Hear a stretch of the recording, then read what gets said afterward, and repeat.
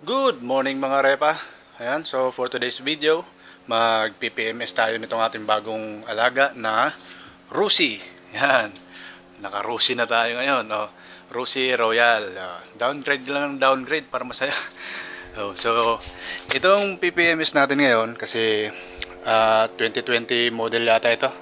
So, hindi ko alam kung kailan yung huling change oil niya, gear oil, lahat. Pero itong airbox binuksan ko, wala siyang laman na air filter. Kaya yan, bumili ako ng air filter, tapos belt kasi matindi ang dragging. So, siguro number 1 na doon ng belt. Baka lumang-luma na, tapos yung mga springs, or baka talagang stuck pa simula nung unang nabili ito. Kaya papalitan natin to. Wala lang ako mga clutch spring, center spring ngayon. Pero meron akong tira doon ng mga pang Bergman. Sana ay same size para hindi na ako bumili pa. Tapos i-regrease kung kailangan i-regrease, linisin, lahat ng CVT para umayos ang kanyang ano. Okay naman ang makina niya, malakas ang makina. Yun lang, ramdam ko talaga yung dragging, matindi yung dragging. Tapos yung air filter. Tapos bumili na tayo ng langis. Yung gear oil ay mga tira ko pa yan dito pero hindi pa nabubuksan yan. So, yan. Mapalitan natin. Unti-unti natin itong lilinisin, i-upgrade para naman maging swabe ang kanyang takbo. Alright, so sige, buksan ko na muna. Ewan ko lang kung anong bubulaga sa atin dito sa pag inopen natin yung CVT. Kasi sa ilalim kung makikita, ayan, kulang ng 3 tornilyo sa crankcase. Pero may mga extra naman ako niyan. Sana lang magkasya yung haba, same haba para hindi na tayo bumili. So ito lang ang bolt niya, isa, tapos ilalim, tapos gilid, 3 lang. Tapos yung 3 dito wala. Alright, sige. Buksan na muna natin to. Siguro unahin ko na yung CVT muna para to. Next, kasi madali lang naman yan. Tapos, mga oil palitan natin. Alright.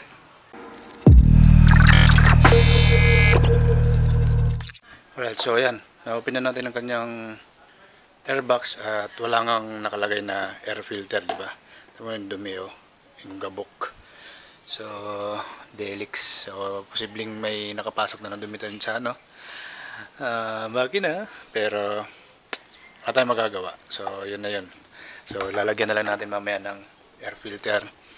Tsaka, hindi lang ako nakabili ng carbon cleaner. Pero bibilang ko na lang para at least yung mga carbon deposits sa loob ay matanggal. Or mabawasan man lang. So, ayan. So, walang laman. So, ito naman tatanggalin natin. Crankcase. Tingnan natin kung anong bubungad sa atin. Okay, so ito na. Nabuksan na natin. Natanggalan natin yung crankcase. At tulad ng inaasahan natin, sobrang dumi niya. Ayan. Talagang tumigas na ng mga dumi. Ayan, may spider pa. May gagamba pa sa loob. Ayan, itong loob niya. Ang bell niya ay isunog na ng konti. Ayan, parang rainbow. Pulley, parang okay pa naman. Pero tingnan natin yung mga bola sa loob mamaya. Ang belt niya, ayan, may mga cracks na. Ayan, torque drive, tatanggalin natin. Sana same yung size ng nut ng pangtanggal ko. Ayan, tapos titingnan din natin mga clutch spring at center spring nito sa loob. Ayan, so mukhang matagal-tagal nga itong hindi na PMS. Baka nga simula nung nabili pa. So, ayan, kailangan natin tanggalin yan at lilinisin natin lahat.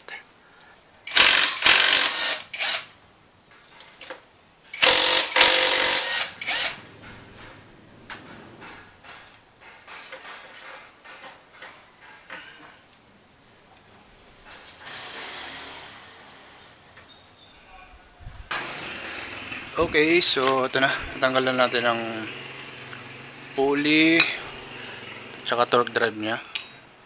So, ito okay naman, wala namang kanal. Check natin itong mga bola dito sa loob. So, yung ramp niya okay naman, wala naman mga ukit sa bawat paligid ng ramp. Yan. Ang mga bola. Okay naman. Wala namang mga kanto. Yan.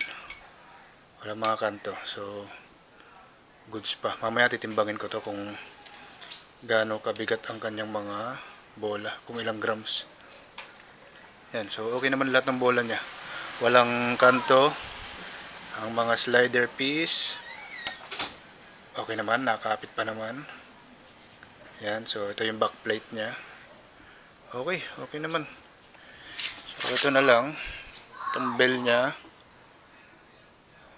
Ayos pa naman. Siguro sa susunod ay regroup ko to. Pero so far okay naman. Okay ang bell. Bushing. Ayos din. Alright. So ito na lang ang bubuksan natin. Ang daming gabok oh. Pero parang maikli ang kanyang center spring. Hindi yata pa pwede ang aking mga stock dito. Daming dumi oh sa loob. Ang wala nakikita. Ayan, clutch lining. Ayos pa naman, makapal pa. Ayan. Makapal pa. Okay pa ang kanyang clutch lining. So, ayan, may grasa naman, hindi pa tuyo. So, goods pa rin. Ayan, so open na lang natin to para makita natin yung size ng center spring tsaka clutch spring. Alright, so may nakita akong konting diferensya dito. Ayan. Yung mga ngipin nitong drive face. Ayan. Itong part yung walang mga diferensya ng ngipin. Pero itong dalawa, ayan, medyo napudpud. So, ito ang isang palitin na. Yung kanyang drive face. Belt naman, kukumpara natin. Ito yung luma. Malambot na. So, ito yung bago. Medyo matigas-tigas pa. Yung lapad, same yung lapad. Tapos yung haba, okay naman, parehas naman. So palitan natin, sobrang lambot oh yung stock, ay yung tama yung luma. So ito papalitan natin.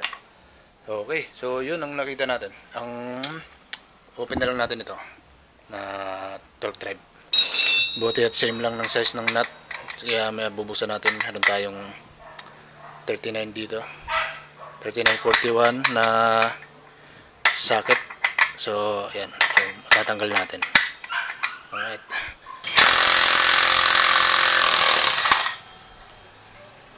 Okay.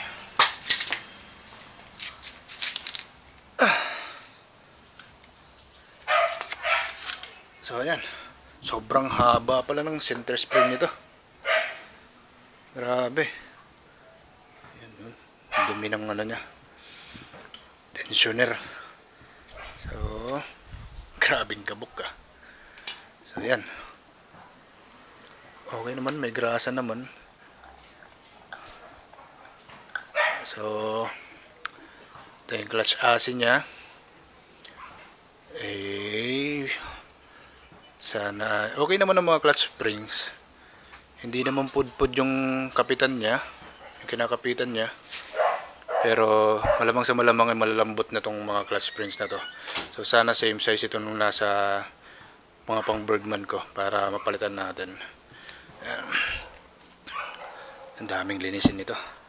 Ito yung center spring niya, sobrang haba. Tingnan, sobrang tigas, okay pa. Hindi ko alam ilang RPM to. Pero sobrang tigas pa, so goods pa to. Linisin lang talaga. Ayan, maraming gabok oh. Diba? Boom! Parang pulbo. Ayan. So, okay pa, okay pa.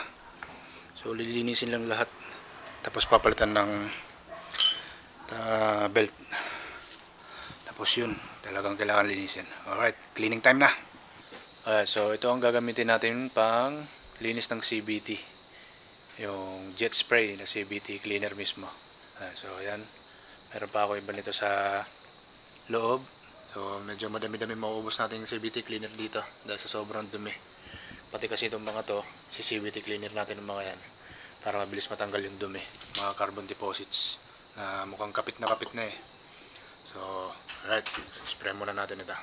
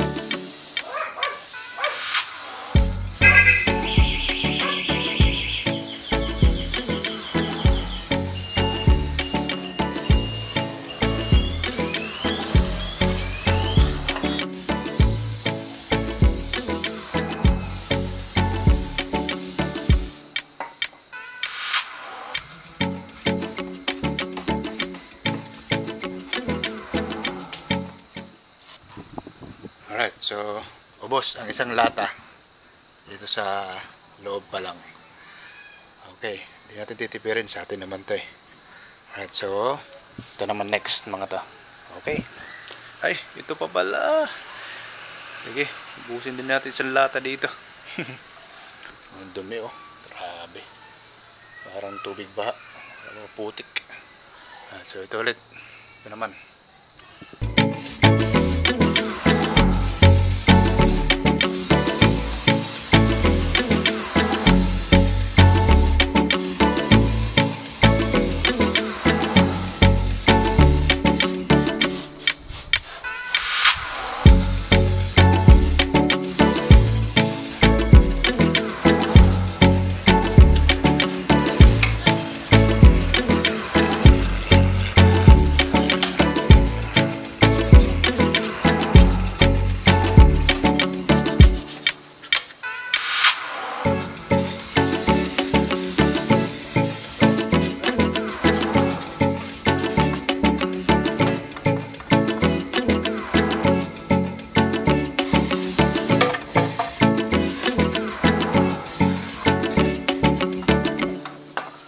So, sa crankcase pa lang, dalawang lata na naubos. Pero at least malinis na.